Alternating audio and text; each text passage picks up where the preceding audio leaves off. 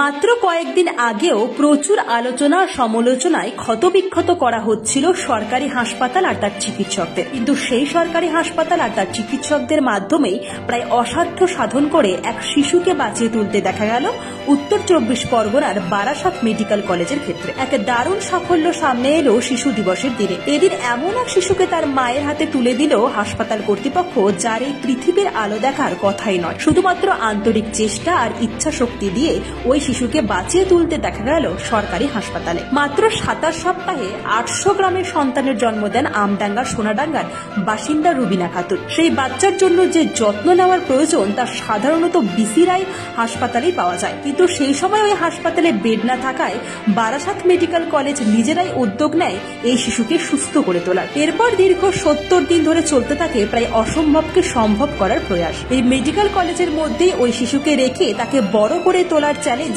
নিয়ে পুরোপুরি সফল এই সরকারি হাসপাতাল। এর মধ্যে ওই শিশুর জন্ডিস, শ্বাসকষ্ট সহ নানা রকম সমস্যা হয়। সেই সমস্যাগুলোর সমাধান নিজেরাই করে মেডিকেল কলেজ কর্তৃপক্ষ। অবশেষে ওই শিশুকে বাঁচিয়ে তুলে তার পরিবারের হাতে সমর্পণ করে হাসপাতাল। আর 70 দিন পর নিজের ছোট্ট শিশুকে এভাবে ফিরে পেয়ে আপ্লুত শিশুটির মা। সরকারি হাসপাতালে এরকম পরিকাঠামোর মধ্যে এরকম একটা 800 গ্রামের শিশুকে বড় করে তোলার রীতিমতো পুনর্জন্ম দেওয়া। পরিবারের অনেকে আশা ছেড়ে দিয়েছিলেন, কিন্তু হাল ছাড়েননি হাসপাতাল সুপার সুব্রত মণ্ডল। মূলত তার উদ্যোগেই অত্যন্ত ঝুঁকি নিয়ে ওই অপরিণত শিশুটির যাবতীয় চিকিৎসা পরিষেবা চলে বিগত 70 দিন ধরে। বাড়ির লোক আমরা কথা বলি এবং তারা বলে যে ডাক্তারবাবু আপনারা এখানে যথাসাধ্য যা চেষ্টা হবে আপনাদের হাত দিয়েই হোক, তারপরে আমার কপালে যা হবে তাই হবে। এর আগেও 2 বাচ্চা মারা গেছে। এক্ষেত্রে আমরা সত্যিই যে আমরা চ্যালেঞ্জ নিজেদের মধ্যে আলোচনা করে, আমার পুরো এসএনসিউ টিম আছে, আমাদের ডাক্তারবাবু থেকে শুরু করে নার্সিং দিদিমণিরা আছেন এবং অন্যান্য যারা স্টাফ আছে, একটা পুরো টিম ওয়ার্ক।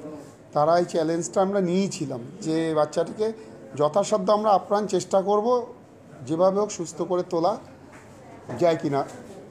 এবং এক্ষেত্রে ভালো লাগছে এই 70 দিনের একটা অভূতপূর্ব যুদ্ধের পর বলা যায় যে যমরাজের সাথে বিরুদ্ধে যুদ্ধ করেছি আর কি।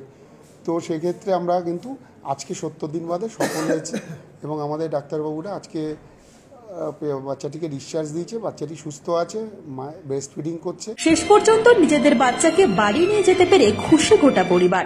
এর আগে আমার একটা বাচ্চা হয়ে মারা গেছিল আর একটা বাচ্চা মিসক্যারেজ হয়ে গেছিল। তারপরে 6 মাস মানে 7 মাসে এও হয়ে গেল নর্মাল ডেলিভারি। 800-র একটু বেশি ওয়েট হয়েছিল। তারপরে না বাঁচার মতন এখানে দিদিদের, ডাক্তারবাবুদের পরিষেবায়, সিস্টার ডাক্তারবাবুদের পরিষেবায় এখন অনেক সুস্থ। ডাক্তাররা আশা ছিল না বাঁচানোর মতো, মানে বাঁচানো ভীষণ খারাপ ছিল পজিশন। ফুসফুসে তৈরি হয়নি, মানে কিছুই হয়নি।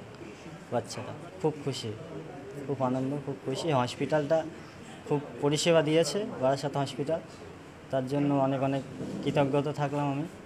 আর যেন এই হসপিটালে এরম বাচ্চা আরও সুস্থ হয়ে যাক তার জন্য করি। শেষ পর্যন্ত শিশু দিবসের মতন এক সুন্দর দিনে নিজের প্রায় হারিয়ে ফেলা শিশুকে বাড়ি নিয়ে যেতে পেরে অত্যন্ত খুশি শিশুর পুরো পরিবার। ব্যুরো রিপোর্ট, আজ বাংলা নিউজ।